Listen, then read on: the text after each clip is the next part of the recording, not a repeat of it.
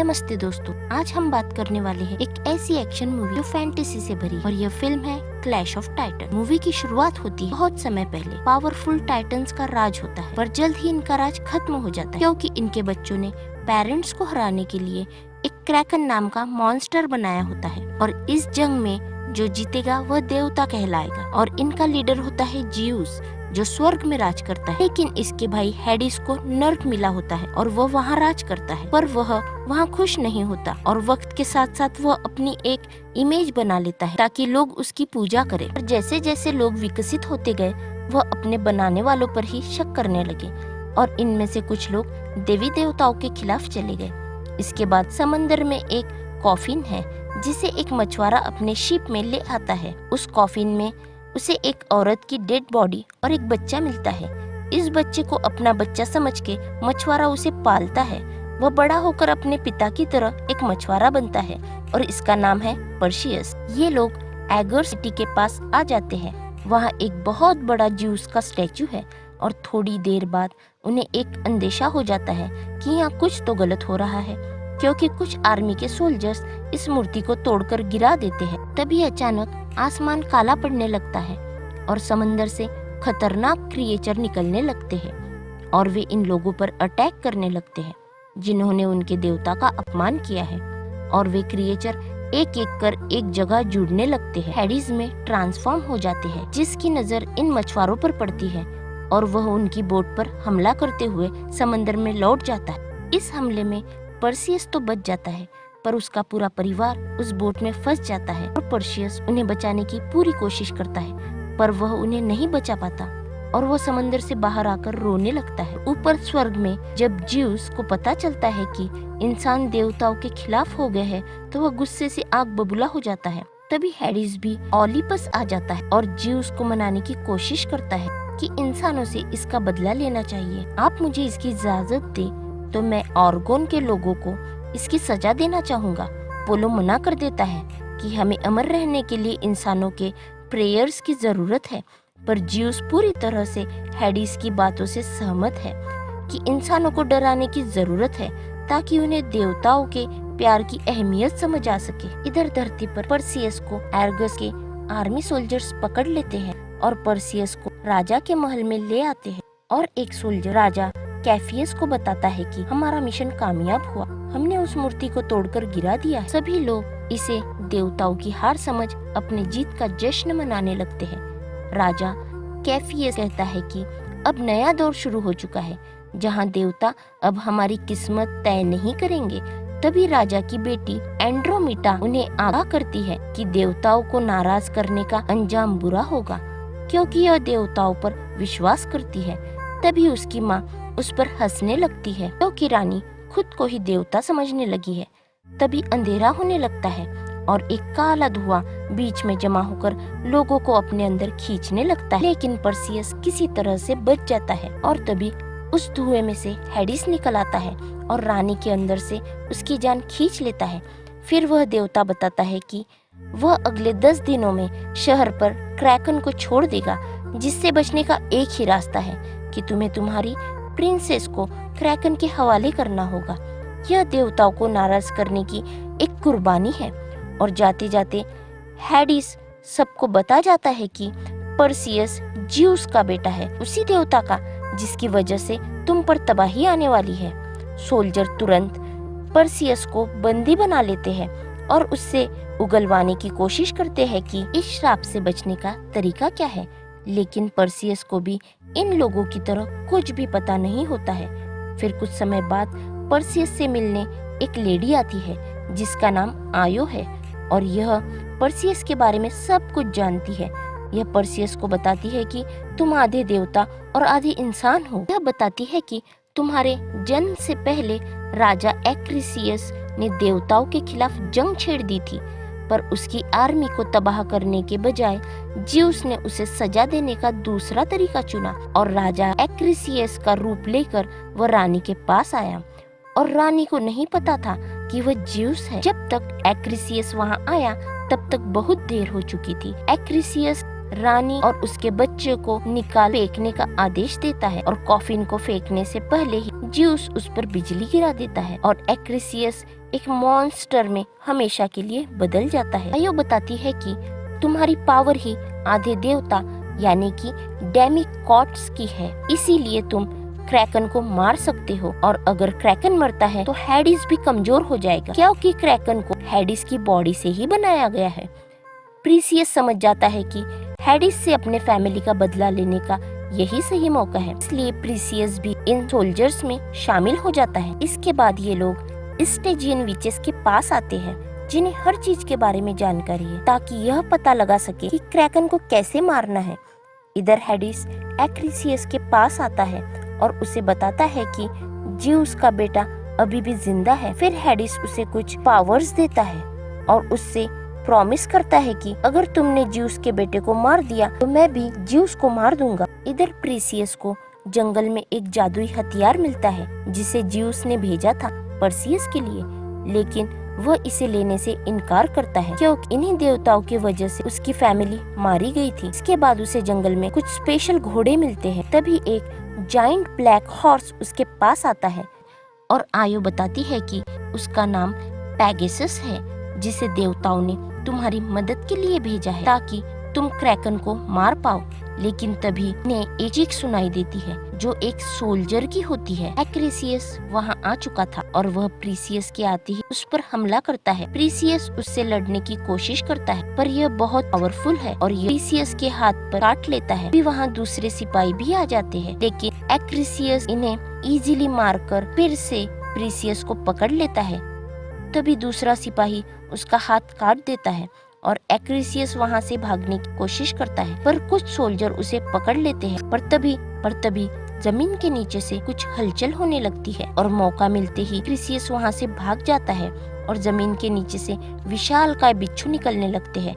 मौका मिलते ही ड्रैको उसके ऊपर कूद जाता है और इसे मारने की कोशिश करता है। दूसरा सोल्जर उसे एक भाला देता है जिससे ड्रैको उस खूंखार मॉन्स्टर को मारने में कामयाब हो जाता है और प्रीसियस को पकड़कर उसे मारने की कोशिश करता है। लेकिन तभी वहाँ आयो आ जाती है और स्कॉर्पियन की जहरीली पूंछ काट देती है। इसके बाद वो मॉन्स्टर आयो पर अटैक कर देता है लेकिन आयो उससे खुद को बचाने की कोशिश करती है। प्रीसियस आयो को बचाने के लिए उसे वहाँ से बाहर निकाल देता है और खुद उसका सामना करने लगता है। स्कॉर्पियन प्रीसियस को खा लेता है और सबको लगता है कि प्रीसियस मर चुका है और तभी प्रीसियस उसे फाड़कर बाहर आ जाता है। फिर दो सोल्जर भागते हुए उनके पास आते हैं और हम देखते हैं कि स्कॉर्पियन ने इन्हें चारों तरफ से घेर लिया है और वह इन पर अटैक करने ही वाले होते हैं। तभी कोई इन्हें दूर से ही रोक देता है। ड्रैको फौरन पहचान जाता है कि ये तो जिन है और जिन हमारी मदद के लिए आए हैं। इसके बाद जिन इन स्कॉर्पियंस को अपनी सवारी बना देते हैं और लंबे सफर के बाद ये लोग गार्डन ऑफ फेसिटेजिया आ जाते हैं जहाँ वे विचेस रहती है जिन्हें सब कुछ पता है। और जब ये लोग अंदर आते हैं वो तीनों विचेस आ जाती है। इन विचेस की सिर्फ एक ही आँख है और सोल्जर्स पर अटैक करती है लेकिन प्रीसियस उनकी आँख छीन लेता है और उन्हें धमकी देता है कि अगर तुमने क्रैकन को मारने का तरीका नहीं बताया तो मैं इस आँख को नष्ट कर दूंगा। उस पर यह विचेस मान जाती है और बताती है कि क्रैकन को सिर्फ मेडियोसा ही मार सकती है क्योंकि जो भी उसकी आंखों में देखता है वह तुरंत पत्थर बन जाता है। इसके बाद प्रीसियस उन्हें उनकी आँख देकर जाने लगता है और ये लोग मेडियोसा की तलाश में निकल जाते हैं। कुछ सिपाही डरकर वापस लौट जाते हैं पर बाकी लोग अभी भी अपने सफर पर डटे हुए हैं। इसके बाद प्रीसियस को एक शख्स मिलता है जो और कोई नहीं उसका पिता ज्यूस है।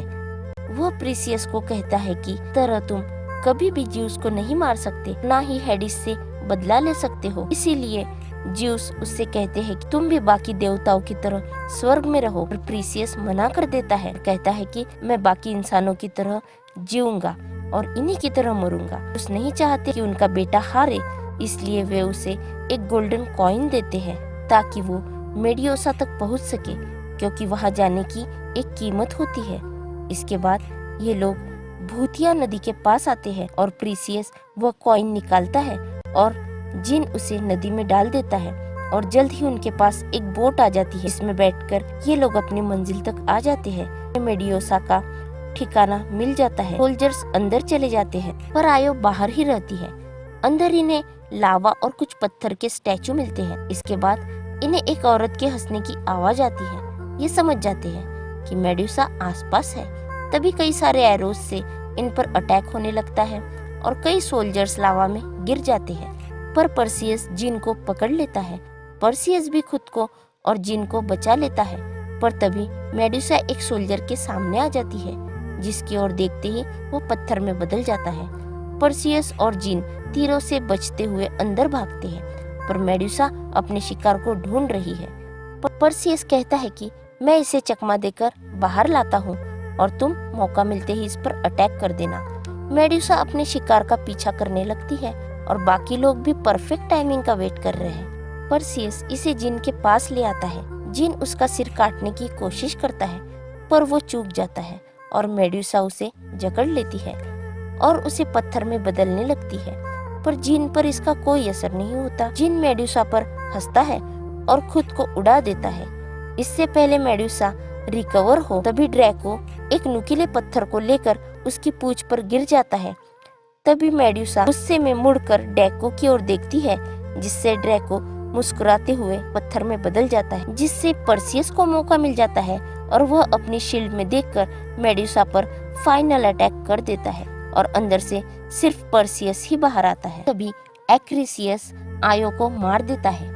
पर्सियस गुस्से में उस पर अटैक करता है पर एक्रिसियस बहुत ताकतवर है और वो उसकी तलवार भी तोड़ देता है। लेकिन आयो को मरता देख पर्सियस ज्यूस की तलवार उठा लेता है और एक्रिसियस पर अटैक कर देता है और उसे उस तलवार से मार देता है। एक्रिसियस वापस इंसान में बदलकर मर जाता है। पर्सियस फौरन आयो के पास आता है। वह कहती है कि जल्दी जाओ और क्रैकन को मारकर लोगों को बचा लो। उसके बाद आयो मर जाती है। तभी वहाँ गेसियस आता है जिस पर बैठकर पर्सियस ऑर्गोस शहर की ओर आने लगता है। इधर समुद्र से क्रैकन के टेंटिकल्स भी बाहर आने लगते हैं और लोग समझ जाते हैं कि क्रैकन आने वाला है। इसलिए लोग प्रिंसेस को बांधकर लटका देते हैं ताकि इसकी कुर्बानी से क्रैकन बाकी सबको छोड़ दे। पर जायंट्स टेंटिकल शहर को तबाह करने लगते हैं। इधर ओलिम्पस भी कांपने लगता है और हेडिस उन्हें बताता है कि मैंने सभी देवताओं को धोखा दिया है ताकि मैं ताकतवर हो सकूं, क्योंकि क्रैकन हेडिस की बॉडी से बना हुआ है। इसलिए क्रैकन जितनी तबाही मचाएगा हेडिस उतना ही पावरफुल होगा और बाकी देवता कमजोर। इधर पर्सियस क्रैकन की ओर बढ़ता है। तभी वहाँ हेडिस आ जाता है और उसके पीछे कई सारे मॉन्स्टर छोड़ देता है, जिनमें से एक मॉन्स्टर पर्सियस से मेड्यूसा का सिर छीन लेता है। पर्सियस इसका पीछा करता है। तभी हम देखते हैं कि समंदर में से वो विशाल काय क्रैकन भी बाहर आ जाता है जो गुस्से से दहाड़ने लगता है और उसे देखकर प्रिंसेस रोने लगती है और पर्सियस अभी भी मेड्यूसा का सिर वापस लेने की कोशिश कर रहा है और क्रिएचर पर कूदकर उसे पकड़ लेता है। और इधर क्रैकन भी प्रिंसेस की ओर बढ़ता है।